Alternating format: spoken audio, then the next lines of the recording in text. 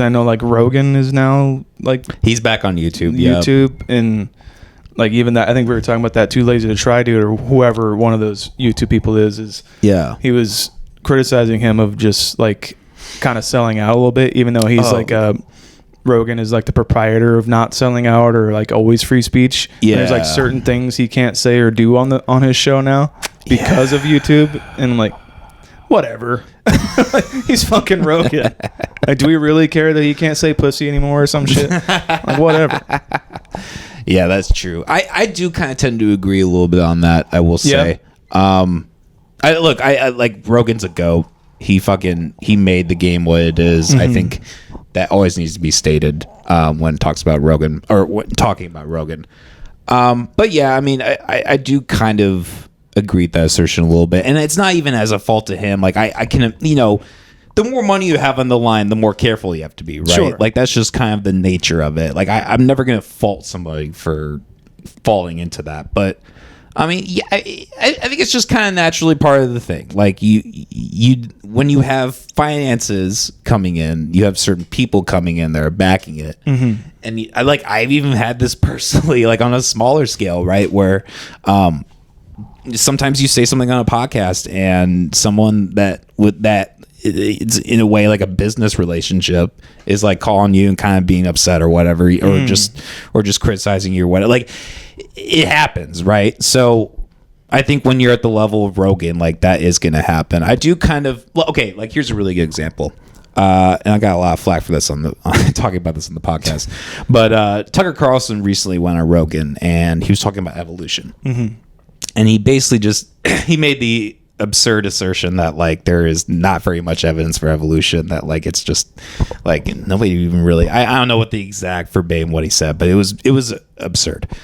And I mean Rogan has Jamie. He could have done the next 10 minutes being like, okay, here are the fossil records, here's what we know about DNA, the encyclopedia of information that accompanies the theory of evolution. These other experts I've had on the show have refuted your exact thing. Yeah, exactly. They just glossed over it because because I feel like their audiences are similar in a way. Like Tucker Carlson post Fox is kind of in a way a Rogian figure that's like more conservative in a way. He's taking up another independent space. He's the Rogan, the Lex Fridman, he's in that same variety of people that are just like, here's my platform. And that's the thing that kind of annoys me about Tucker is like he's always like, yeah, I'm unemployed. It's like, dude, you have your own fucking company. Mark Zuckerberg's also unemployed. Like, shut the fuck up. Yeah, exactly. No, you do this. This is your job. This pays you. That's a job. Yeah, he's saying that while he has like an entire fucking mansion of a studio behind him. He's like, I'm unemployed. Like, okay, dude. No, just because a huge conglomerate is not paying you anymore, doesn't mean you don't still have an audience that you cater to. I will say, I mean, I do kind of see the merit in being an independent creator. There's more risk involved, right? Like, if you are like someone like Tucker and there is like mass censorship online, or like if you do say something that, like, look at what happened to Steven Crowder, right? Mm-hmm. Like he was like part of that conservative media circuit, like very prominently, like right along with like Jordan Peterson and Daily Wire and all of them. And I don't even necessarily subscribe to a lot of their stuff, but like it's an interesting phenomenon to see like this rise of independent creatives. But Steven Crowder was like, he was the top dog of that that sphere for a long time, but then there's always legal controversy with his ex-wife, like abuse kind of allegations or something. Yeah, I mean, not even necessarily.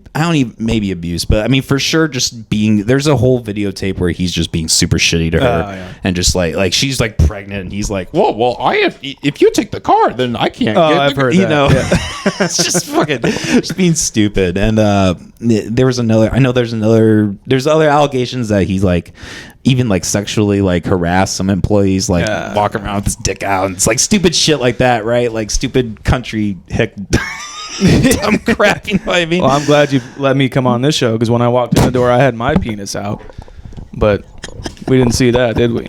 We glossed over that. I appreciate you cutting that out. Yeah. It was a weird way of walking, but I've had weirder. So I was like, okay, good. Good. I had a guest one time. He walked in with a ski mask. He showed to my door in a ski mask. I'm like, am I getting robbed? Was it cold out? It's July. Yeah, dude, it was like fucking. Couldn't have been any colder in spring. I was like, dude. Has anybody ever told you like don't show up to a strange place like in a ski mask? Like people, I get that's your look, but like that people associate that. You don't. Do you walk into Walmart like that? Yeah, because right. that's a problem for a lot of people. Yeah, incognito. Even like the whole COVID thing, like what the mask thing is like. Yeah, you can't trust anybody with a mask on, kind of. Or like that was people's argument. It was like you can't really communicate well with people when you can't see their face or some shit. It's like, you never heard of that? Ski mask, right? Really, in July. Fine. Like, was he a musical artist or something? He or she? What the person? Yeah. It was a male. Was it a musical artist? Or Yeah, that was it was a their rapper. thing? It was a rapper. Okay. Yeah. I don't know why my brain went to that, but not trying to be any certain way. How dare you assert that? I don't know. How dare you? I think everybody was thinking the same thing. Okay, cool. Cool. I think you're okay.